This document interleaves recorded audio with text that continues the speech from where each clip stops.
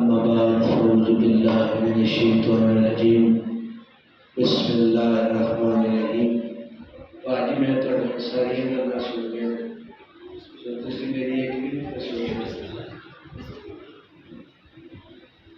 سارے مل کے درود شریف الصلاۃ والسلام علیک یا سیدی و یا سیدی یا رسول اللہ ناراض نہ ہوئے میں اس چیز آتی تھی لیکن کم از کم میری 2 گھنٹے پڑھایا دیتے اتنا گھنٹہ میرا بھی برداشت کرنا تھوڑی جی آواز کو تھوڑی بڑا سونا پہ چلا رہا سو تھوڑی جی کھولو الصلاۃ والسلام علیک یا سیدی و یا سیدی یا رسول اللہ وعلی آلک و صحبک یا حبیب اللہ قال فی القرآن المجید قد جاءکم من اللہ نور وکتاب مبین صدق اللہ مولانا رسول النبی الکریم الرؤوف الرحیم الصلاۃ والسلام علیک یا سیدی و یا سیدی یا رسول اللہ وعلی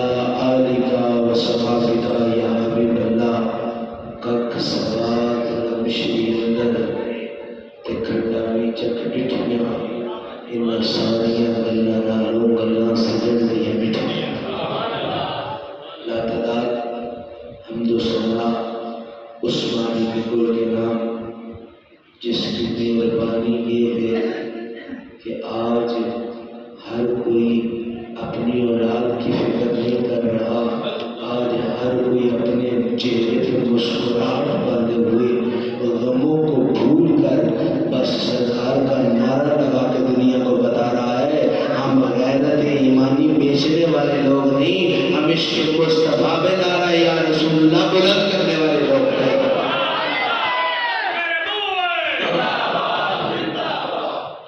جناب ہر یہاں رک کے بعد عرض کروں گا اب میرے مزاج سے واقف ہے میں اس طرح گفتگو نہیں کرتا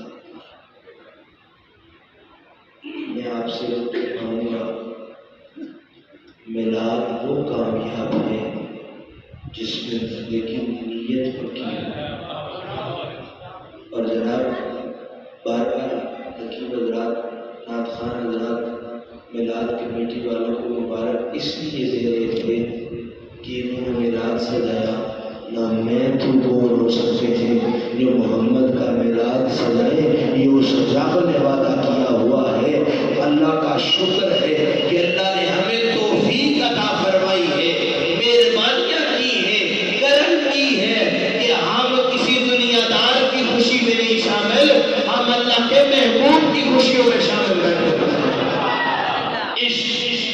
انسان کو در در کے دھکے کھلاتا ہے عشق انسان کو کوڑیوں کے بھاؤ بیچ دیتا ہے عشق انسان کو پھٹے لباس پہننے پر مجبور کرتا ہے لیکن جناب کسی عاشق کے پاس بیٹھے نا اس سے بدبو کبھی نہیں آئے گی کیوں جی بدبو کیوں نہیں آئے گی بظاہر تو وہ ناپاک ہوتا بھی اتنا نہیں ہے صفائی کا خیال بھی نہیں رکھتا لیکن اس سے کوئی پوچھے گا تو وہ کہے گا مجھے نہانے دھونے کا اتنا نہیں پتا مجھے اتنا پتا ہے جس کا من پاک ہو جائے اس سے اللہ راضی ہو جاتا ہے اور اللہ اس سے راضی ہوتا ہے جس کے دل میں محمد کا عشق کا پتا ہوتا ہے جناب حدیث قدسی پڑھنے کا شرف حاصل ہوا حدیث قدسی کا کرم نوازی والی کھیلیں یہ ہیں کہ میں آپ کو ذرا سادے سے لفظوں میں بیان کرنا چاہتا ہوں حدیث قدسی ہوتی کیا ہے جناب میں بابا ظفر کو کہتا ہوں کہ بابا ظفر جی مجھے ڈاکٹر عباس سے پیار ہے آپ مسجد میں اعلان کر دیں تو جناب کلام میرا ہوگا جذبات میرے ہوں گے سوچ میری ہوگی لیکن بولنے والا بابا ظفر ہوگا تو پتہ یہ چلے جب یہ معاملہ دنیا میں پیش آئے تو انداز اور ہے لیکن جب یہ معاملہ مدینے میں پیش آئے تو انداز اور ہے یہاں خیالات اس خدا کے سوچ اس خدا کی حکم اس خدا کا لیکن لب ہل رہے ہیں تو وہ ماضا کے دوروں والے لب ہل رہے ہیں زبان ہل رہی ہے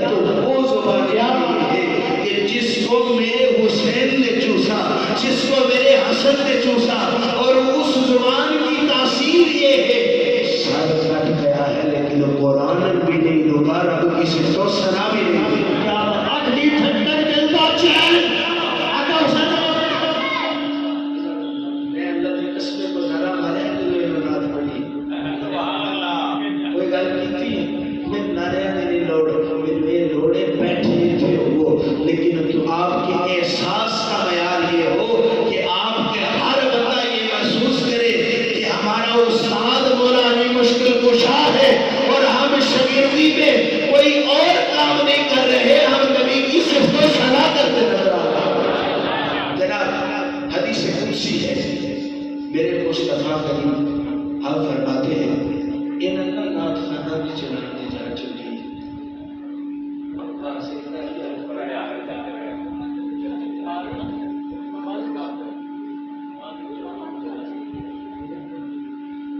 حدیث قدسی ہے، اب میری طرف توجہ دے، مجھے دل کا زور پہ لگانا پڑا، میں لگاؤں گا، مجھے گلے کی فکر نہیں ہے، اپنی ذات کی فکر نہیں ہے، مجھے اس 12 ربیع الاول کی رات کی فکر ہے۔ اگر میں سرکار تک پہنچا نہ سکوں تو نہ اس رات سے وفا ہوگی نہ میری گفتگو سے وفا ہوگی۔ جناب میرے مصطفیٰ فرماتے ہیں کہ اللہ جل جلالہ فرماتا ہے کہ میں نے یہ دنیا، میں نے یہ زمین و آسمان اپنے محبوب کے لیے پیدا کیے ہیں، اور پھر اللہ کہتا ہے میں نے جنت بھی اپنے محبوب کے لیے بنائی ہے، میں نے دوزخ بھی اپنے محبوب کے صدقے پیدا کی ہے۔ اب آپ پریشان ہو جائیں گے کہ ہم تو محمدی ہیں، ہم تو بچپن سے سنتے آئے ہیں، ہمارا تو جنت میں ٹھکانا ہے۔ اللہ کہہ رہا ہے کہ میں نے جنت بھی محمد کے صدقے میں پیدا کی ہے اور دوزخ بھی محمد کے صدقے میں پیدا کی ہے، تو بھیا پریشان ہونے کی ضرورت نہیں، ہم نے ان کا لڑ پکڑا ہے جو عقدے کھولنے جاتے ہیں۔ جناب اس کا مطلب یہ ہے جنت ان کے لیے ہے جن کے دل میں محمد ہے، اور دوزخ ان کے لیے ہے جو محمد کی ذات سے دور ہوتے نظر آ رہے ہیں۔ دوزخ ساڑھے واسطے نہیں، میرے دادا جی سید فضل حسین شاہ بادشاہ فرمایا کرتے تھے پتر دوزخ دوزخیاں واسطے، ساڑھے واسطے نہیں، اسی دوزخیاں کا کام کرنا نہیں، دوزخ جانا نہیں۔ تو بندہ کوئی پوچھے تو صحیح فضل شاہی جنتیوں والا کام کیا ہے؟ تو جناب آپ کا کوئی شخص قدم دبا رہا تھا، ساتھ ساتھ ضرور پڑھ رہا تھا، تو آپ پوچھتے ہیں کر کیا رہے ہو؟ میں نے سنا ہے کہ علی کا چہرہ دیکھنا عبادت ہے، تو میں علی کی اولاد کا چہرہ دیکھ رہا ہوں، ساتھ درود پڑھ رہا ہوں، تو میرے دادا جی نے کہا میرے قدم چھوڑ دو اور چھوڑ کے ادھر آ جاؤ۔ تو انہوں نے کہا ناراض ہو گئے ہیں، غصہ کر گئے ہیں، کہا غصہ نہیں کیا، اگر تیرا یہ ایمان ہے کہ علی کی اولاد کا چہرہ دیکھنا عبادت ہے، میرا یہ ایمان ہے محمد کے غلام کا چہرہ دیکھنا عبادت ہے۔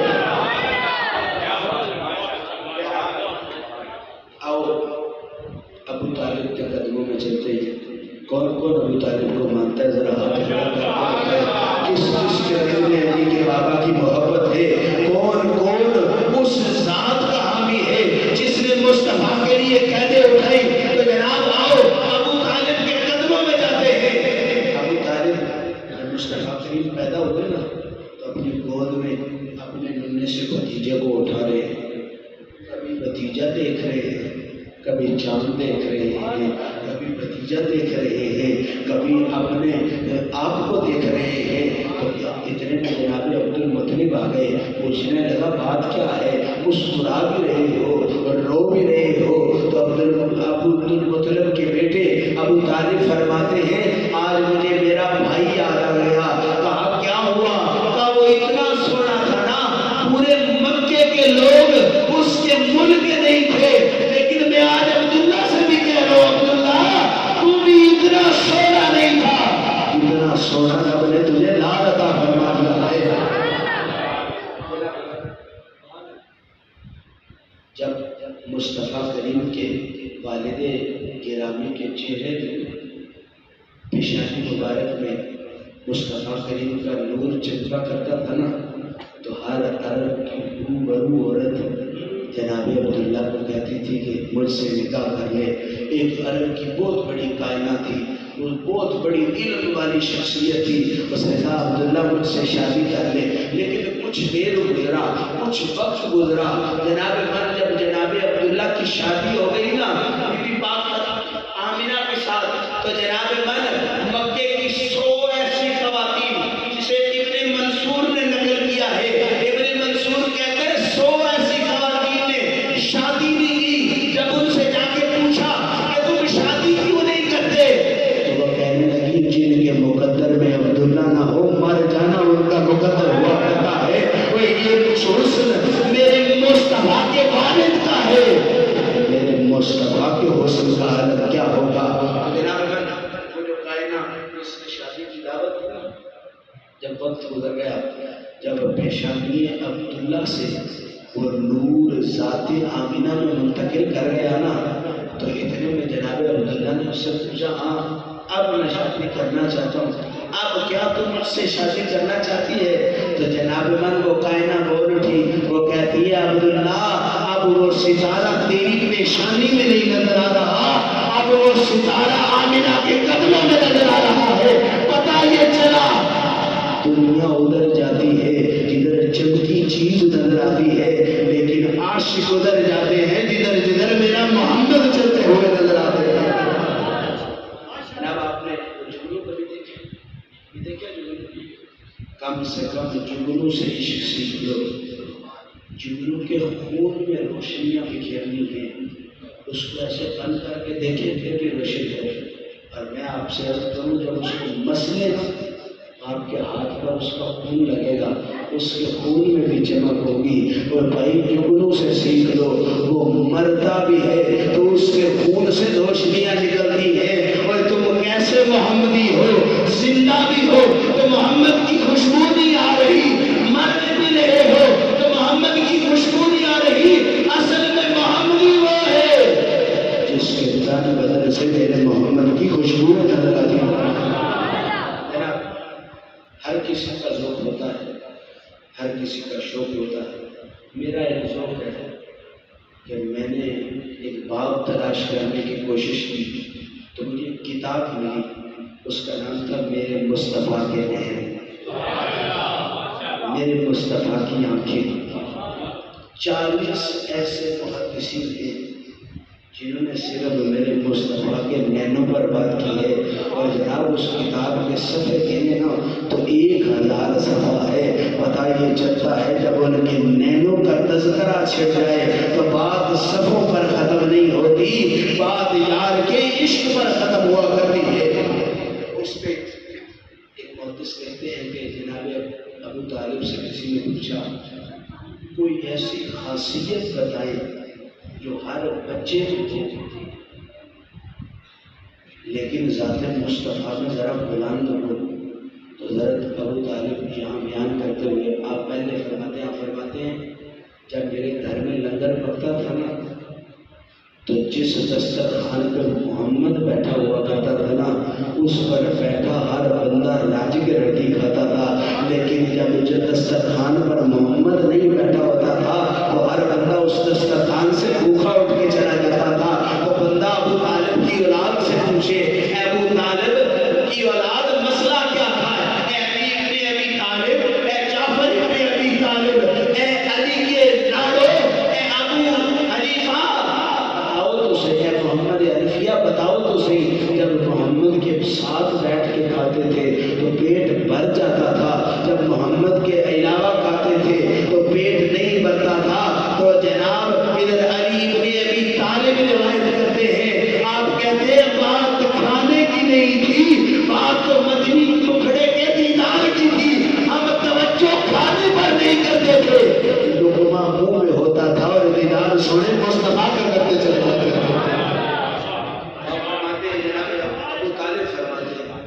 دنیا میں اتنا شہنشاہ کوئی پیدا ہی نہیں ہوا جتنا شہنشاہ میرا ابو طالب تھا. اور سیدوں کا حیا کرنے والوں، ہر سید کے شجرے کی اصل کو ابو طالب کہتے ہیں. ابو طالب کو نہ مانو، میرا یہ دعویٰ ایمان مکمل نہیں ہوتا کیونکہ 40 سال کے بعد والے نبی کو مانو تو اس میں تمہیں ابو طالب نہیں نظر آئیں گے.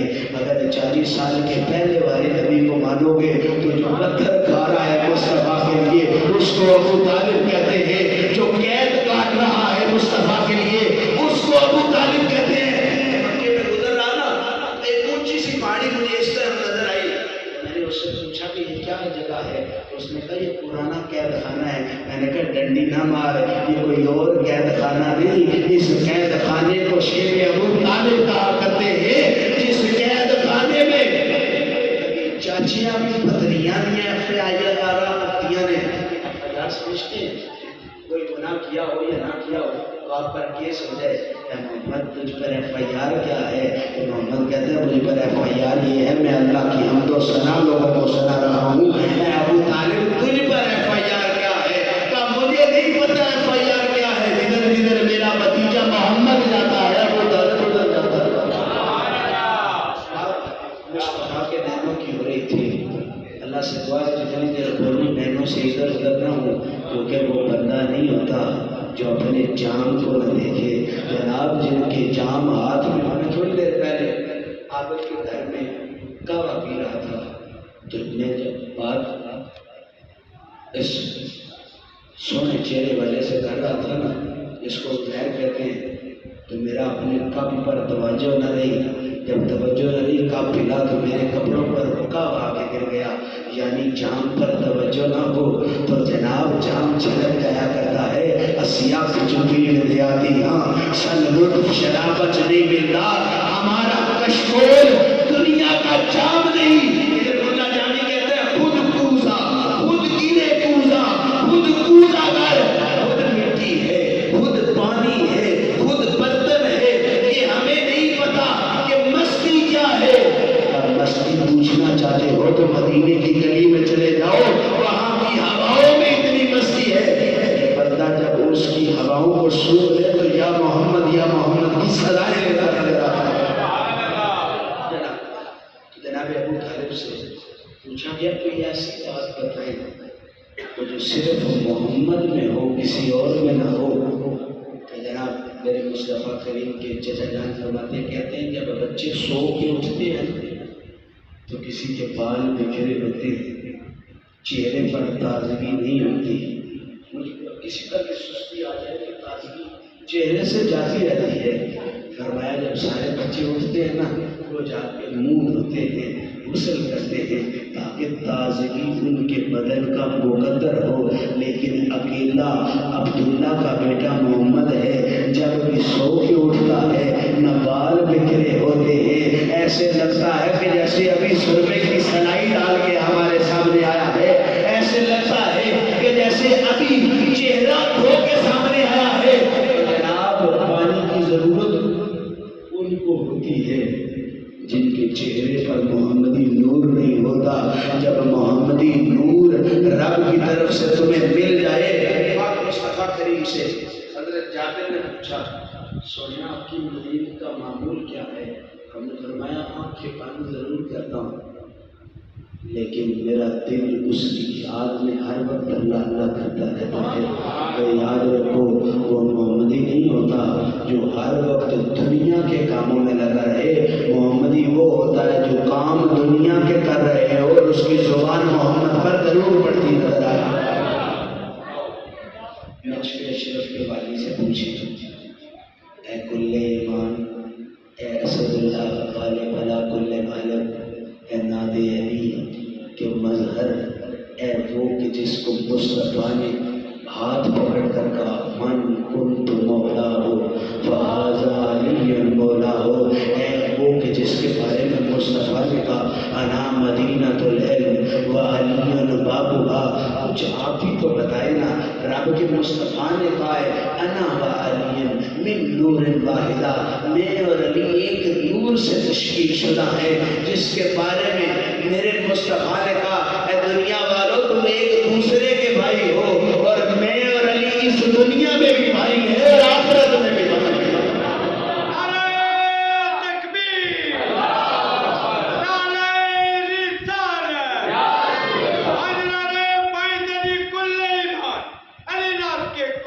ہم کل کے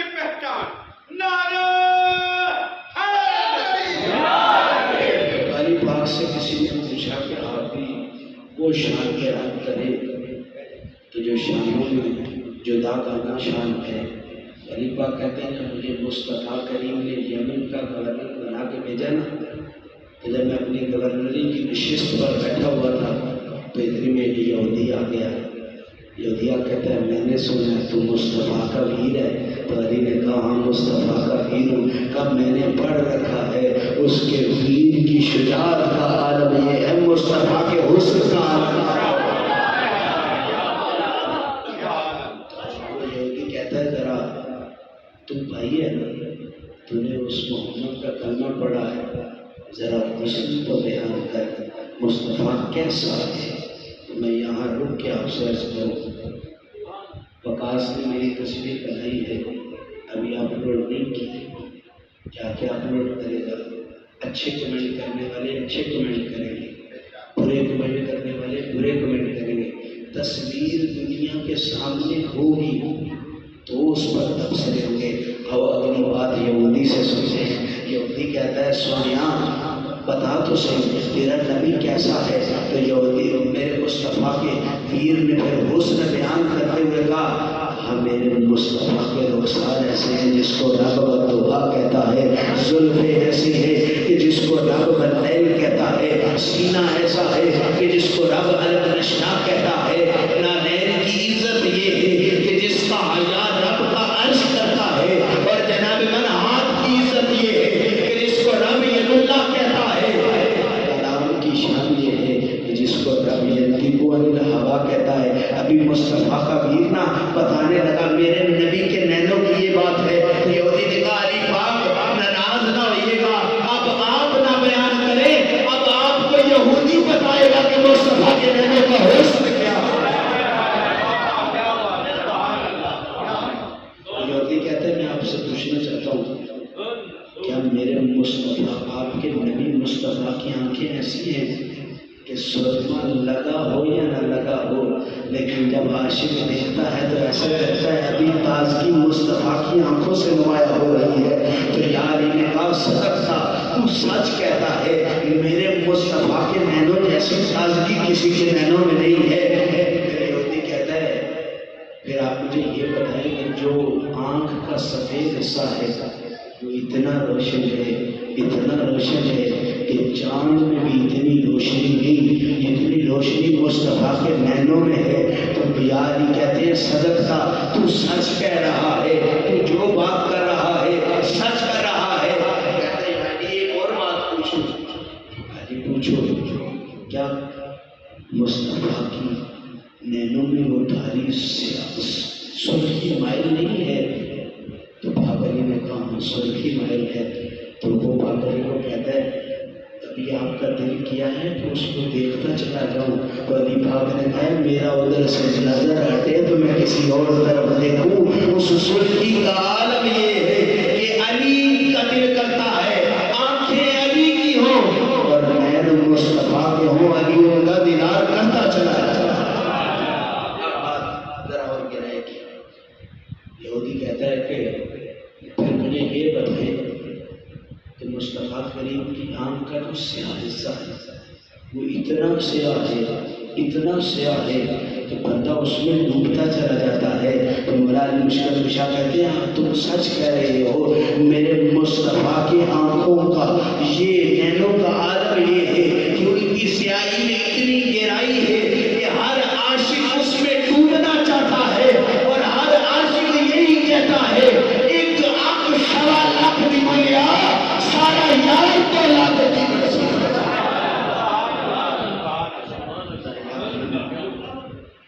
آپ سے عرض کر رہا تھا کہ فوٹو پہلے کھینچی جاتی ہے، کمنٹ بعد میں کیے جاتے ہیں۔ علی پاک نے پوچھا میں نے تو دیکھا ہے، تو نے تو دیکھا نہیں ہے، تجھے کیسے پتا ہے؟ تو وہ کہتے ہیں میں زبور کا بھی عامل ہوں، میں تورات کا بھی عامل ہوں، میں انجیل کا بھی عامل ہوں، اور میں تیری باتوں سے سمجھتا ہوں کہ کلام الہی بھی ایسا ہوگا جو تیرے مصطفیٰ پر نازل ہوا ہے۔ تو وہ یہودی بول کے کہتے ہیں تورات ہو یا زبور ہو یا انجیل و قرآن ہو، مجھے لگتا ایسا ہے رب کا کلام محمد کے قصیدے پڑھتا نظر آ رہا ہے۔ یہ کلام الہی اگر موسیٰ پر بھی نازل ہوا ہے